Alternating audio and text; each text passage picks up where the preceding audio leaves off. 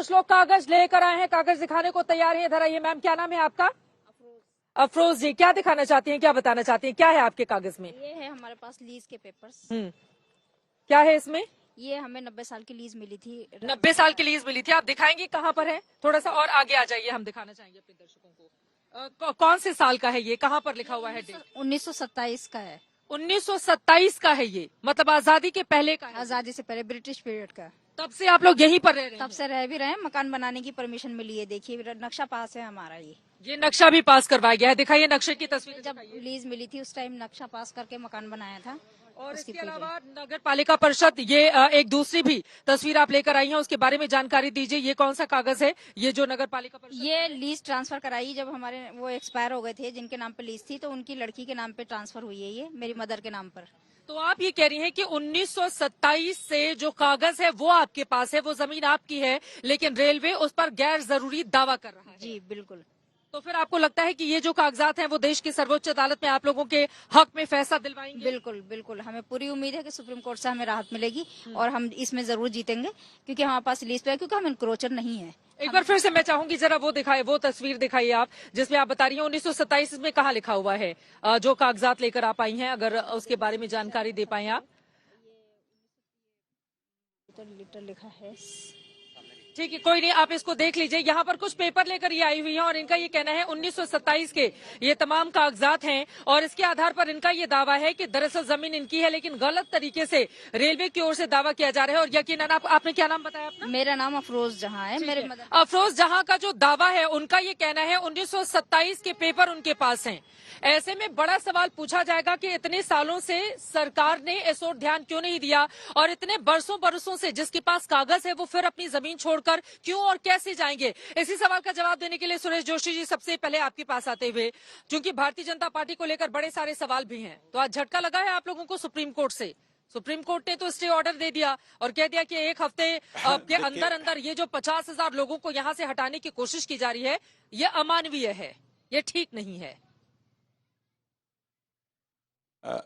देखिए चित्रा जी, पहली बात तो ये है कि आपने अभी जो रिपोर्ट्स दिखाई हैं, उन रिपोर्ट के आधार पर भी आप और हम बात करें तो कितनी भ्रांतियां इसमें आ रही हैं। 2000 ये 1927 की कोई अगर लीज का कागज है या 1972 का कोई लीज का कागज है, 1927 से लेकर के 2006 तक जो लोग आज मानवीयता की बात कर रहे हैं, जो लोग आज ये कह रहे हैं कि मानवीयता के आधार पर इनके साथ फैसला होना चाहिए था, सरकारों पर आरोप लगाने की जो हमारी सरकार पर बातें की जा रही हैं, मैं उनसे सबसे पहले ये पूछना चाहता हूं कि आपकी मानवता इतने वर्षों तक कहां मर गई थी? देश में आपकी सरकार थी, प्रदेश में आपकी सरकार थी, और अभी एक याचिकाकर्ता ने आपके चैनल पर बोला कि हमारे साथ 2006 और 2016 में अन्याय हुआ।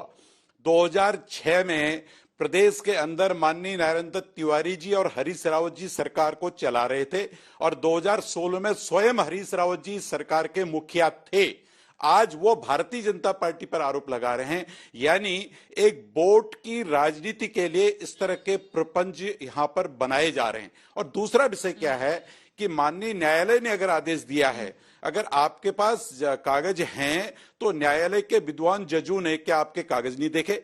और दूसरा विषय इस पे ये भी आता है कि जब आज सुप्रीम कोर्ट ने 1 महीने के लिए आपको मोहलत दे दी है, तो 1 महीने का आपके पास समय है, और 1 महीने के बाद हमने कहा है कि जो भी फैसला माननीय उच्चतम न्यायालय का होगा वो सरकार को मान्य होगा। ये माननीय मुख्यमंत्री जी बोल चुके हैं। लेकिन हल्द्वानी की, अभी मैं हरीश रावत जी को सुन रहा था, वो कह रहे थे कि पर्वतीय क्षेत्र की देवभूमि की फिजा को बिगाड़ने का काम हो रहा होगा।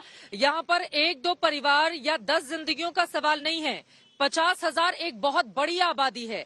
उनके बारे में सोचने का फैसला तो राज्य सरकार को भी करना होगा।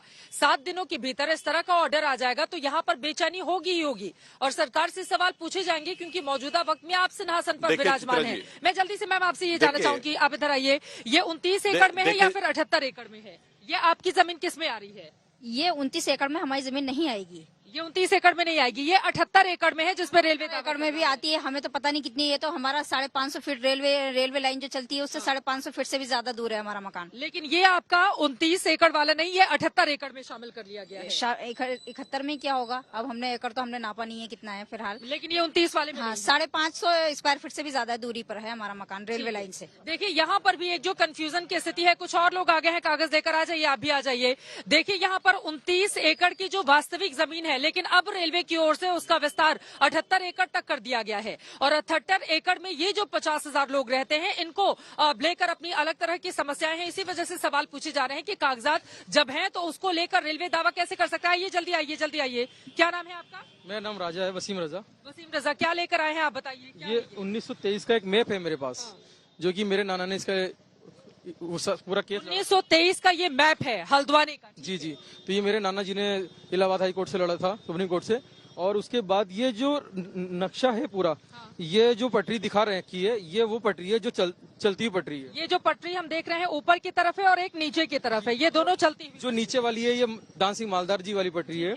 और जो ये आप इसमें टिक देख रहे हैं लगे हुए, ये सारे मकान बने हैं जी। लेकिन आज रेलवे ये बोलती है कि ये पटरी यहाँ से हटके इस जगह पहुंच चुकी है, तो कैसे पहुंची, मेरा ये पूछना है।